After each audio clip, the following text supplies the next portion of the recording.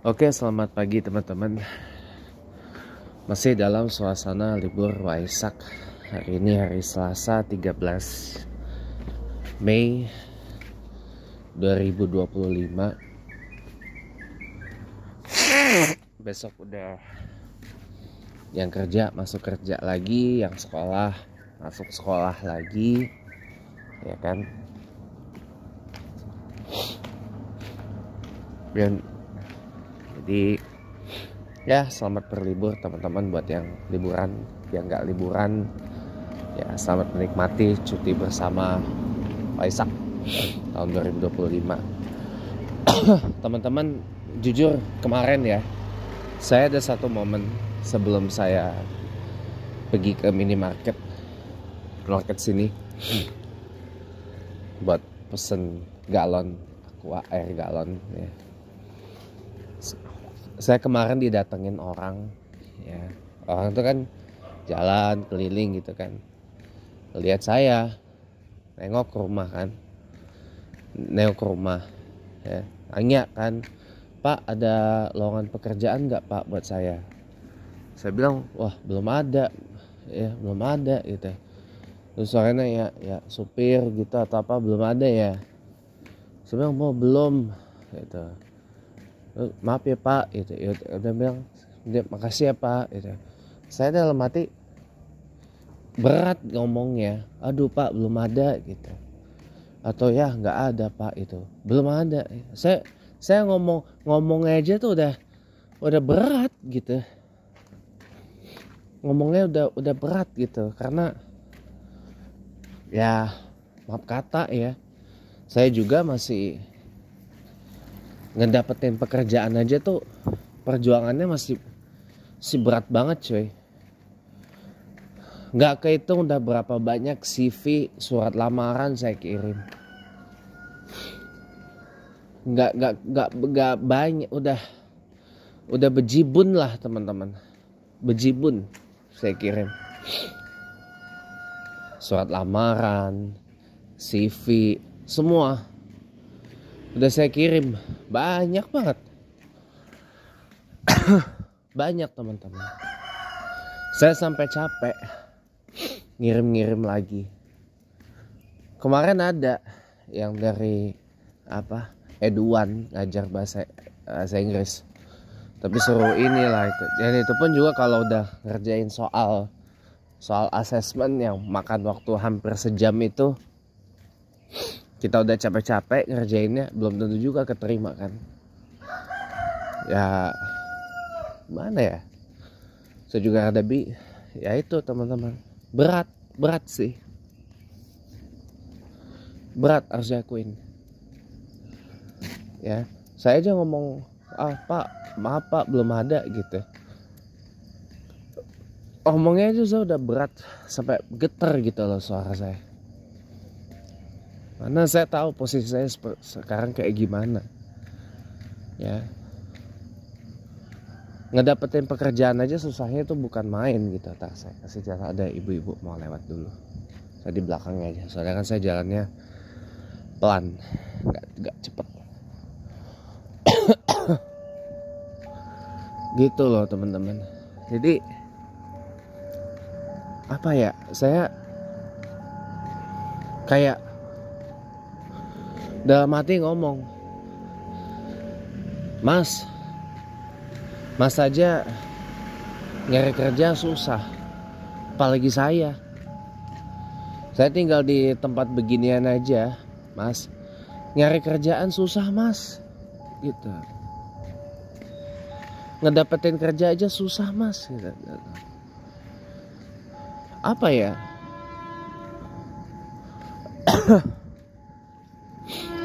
kalau saya jujur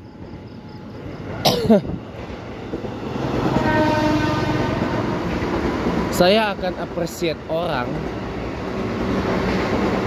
yang bisa ngedapetin pekerjaan yang ia minati itu, ngedapetin pekerjaan yang ia mau itu, ngedapetin pekerjaan yang sesuai dengan kemampuan, keahlian dan keterampilannya itu dengan usaha sendiri, dengan kerja keras, dengan dia kerahin apa yang terbaik yang dia punya. Itu saya lebih apresiasi itu. Saya lebih appreciate itu.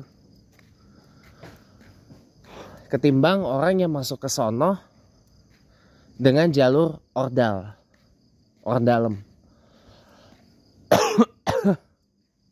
Ya. Itu saya lebih gak respect lagi. Bahkan maaf kata ya, Wakil Presiden RI saat ini, Gibran Raka Buming Raka, ini kan jadi bahan olok-olokan sampai hari ini. Bukan hanya olok-olok masalah fufu fafa aja, tapi jadi olok-olokan karena apa?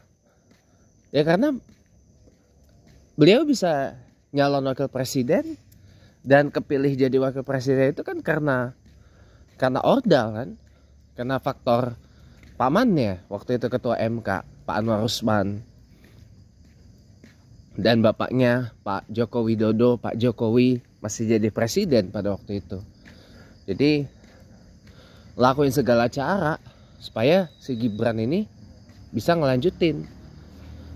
Karena Jokowi punya kekhawatiran kalau Prabowo ini terlalu dibiarin tanpa kontrol dari Pak Jokowi. Nah, bisa-bisa beberapa program-programnya Jokowi gak dilanjutin. Makanya kan sampai hari ini diolok-olok.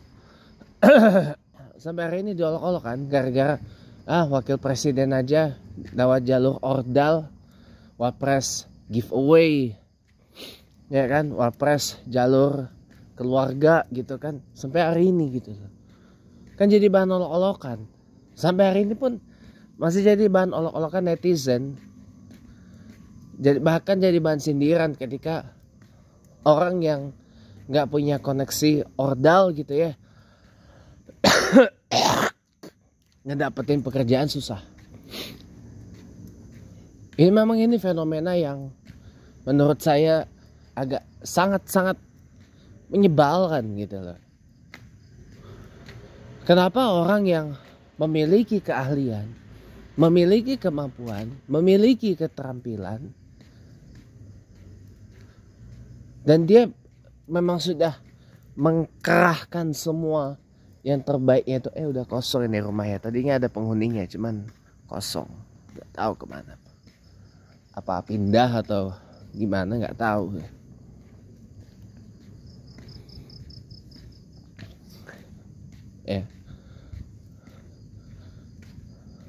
Jadi udah kerahkan semua yang terbaiknya, nggak taunya apa, kalah sama yang punya ordal. Ini kan ngeselin banget gitu loh. Ya kalau orang dari ordal ya itu dia kualitasnya oke, dia memang punya keahlian, kemampuan, ya nggak apa-apa gitu loh. Tapi orang pasti akan cemburu dengan sendirinya, dan orang itu juga pasti akan menjadi bahan bahan omongan dalam tanda kutip. Ya terang aja, walaupun dia pinter, dia lulusan luar negeri, dia kan bisa dimari gara-gara orangnya si Pulan, Pak Karim. Dia kan ini orangnya si Pulan, orangnya si Pulana, ini itu akan jadi bahan omongan, dan kadang-kadang bikin gak enak hati jadinya kalau udah jadi bahan omongan kayak gitu.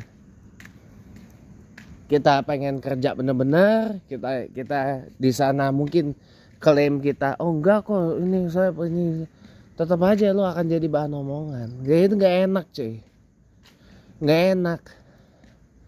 Makanya udah paling bener bukan dari jalur ordal dah, intinya itu. Paling bener tuh udah bukan dari jalur ordal, itu yang udah bener. Soalnya gimana ya, nanti rugi lahir batin, percaya deh. Ada stigma, wah ini bisa ini karena bantuan ordal. Atau nanti paling enggak, ya kalau seandainya kita bisa banyak sesuatu yang bisa kita lakuin, kita bisa melakukan banyak hal, tetap jadi bahan omongan. tetap jadi bahan omongan, tetap nanti akan nempel stigma. Ya terang aja dia bisa kan orang ya ordal gitu, orangnya si Pulana, apalagi orang yang kagak bisa apa-apa, apalagi orang yang nggak banyak bisa melakukan pekerjaan, akan jadi bahan omongan juga. Dia nih main apa Microsoft Word aja nggak bisa, Microsoft PowerPoint aja nggak bisa, ya bikin apa PDF aja nggak tahu itu ya, boro-boro gitu, buka komputer aja masih banyak dibantu ya. Gawe dia cuman ya gitu teman-teman. Pak, ya ujungnya apa, endingnya dari omongan itu apa, cuman karena dia ini aja apa keluarganya si Pulan, kebetulan dia mantunya apa, kebetulan dia anunya kakaknya si Pulan, adiknya si Pulan, mantunya si Pulan, iparnya si Pulan, ya kan, masih pemiliknya si Pulan atau si Pulana, ya kan, mau gitu, atau istrinya si Pulan atau suaminya si Pulana, atau mungkin anaknya atau anaknya si Pulana, anaknya si Pulan, gini omongan nggak enak teman-teman, nggak enak lahir batin, percaya dah, nggak enak lahir batin. Kitanya yang nanggung beban mentalnya, nanggung beban psikisnya. Nggak enak teman-teman kalau udah diomongin kayak gitu, nggak enak teman-teman. Itu pasti akan jadi gonjingan, bahan jadi omongan, dan itu akan jadi bahan untuk office politics. Saya beritahu Anda baik-baik ya, di kantor itu nggak ada yang namanya teman beneran, office friend beneran. Semua akan bertanding untuk karirnya. Dan HRD itu, HRD, Human Resource Department atau Departemen SDM-nya itu bukan, mohon maaf ya, bukan kayak babysitter atau bukan kayak satpam, atau kalau di sekolah dulu bukan kayak wali kelas gitu loh yang bisa ngejamin lo aman di situ. Enggak ngejamin teman-teman, nggak ngejamin ya, nggak ngejamin juga. Bisa juga dimanfaatin HRD itu untuk office politics. Ya, siapa yang bilang apa nggak ada? Siapa yang nggak bakal bisa ngejamin nggak ada office politics? Ada teman-teman, pasti ada office politics itu ada teman-teman. Politik kantor itu ada, yakin saya. Itu hampir pasti terjadi loh. Kita nggak usah bicara mau perusahaan multinasional, mau itu lembaga negara, badan, atau bahkan Kementerian Republik Indonesia sekalipun. Bahkan istana presiden pun, istana kepresidenan RI pun itu ada office politics ya teman-teman. Mau itu pegawai swasta, pegawai BUMN, pegawai negeri, itu ada office politics ya teman-teman. Ada, percaya sama saya. Office politics itu pasti ada teman-teman. Kita lihat orang yang gak dekat dengan bosnya, ya pasti akan satu persatu ya kebuang. Baik itu kebuang secara frontal maupun kebuang secara halus. Contoh nyata office politics itu apa? Sinteyong, bekas pelatih timnas sepak bola Indonesia, ya kan? Karena dianggap terlalu ofensif ya kepada ini pemain, dan pemainnya ini ngadu ke manajer, ke manajer timnas PSSI. Akhirnya sampai ke telinganya Pak Erick Thohir ya, ketua umum PSSI, udah berhenti. Atau Kardinal Raymond Leo Burke dari Amerika Serikat. di Vatikan sana, kardinal Katolik USA. Dia ini kardinal yang sangat konservatif tradisionalis dan sangat kontra banget dengan mendiang Paus Francis, ya. Nah, karena dia terlalu kontra banget dengan yang Paus Francis, ya, diusir dia dari kediamannya di Vatikan tahun 2023 yang lalu karena terlalu frontal. Mungkin karena ada orang yang nggak begitu nyaman dengan si Cardinal Burke, ya.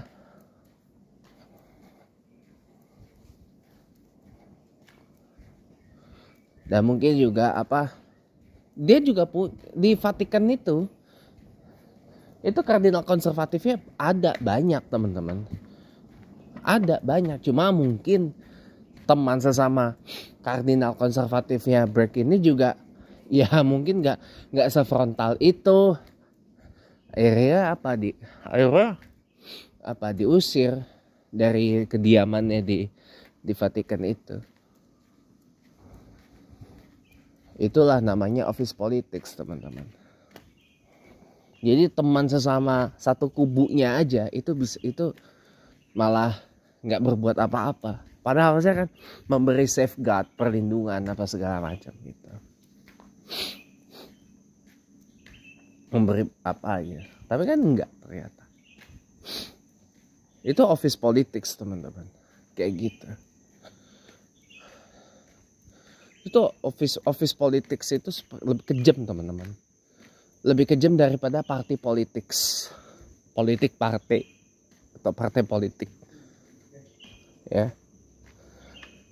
Nah, siapa yang nyangka orang yang selama ini kita anggap office mate, teman kantor, office bestie, sahabat kantor, tahu-taunya bisa melakukan hal-hal di luar dugaan. Itu office politics, teman-teman. Makanya kenapa saya lebih mengapresiasi orang yang keterima kerja itu enggak dengan modal ordal. Ya, selain kitanya jadi bisa lebih tenang kerjanya, bisa lebih khusyuk kerjanya, nggak banyak gunjingan, nggak banyak omongan yang nggak ngenakin hati, ya kan, nggak bakal jadi bahan omongan yang ngerugiin kita lah intinya gitu, ya.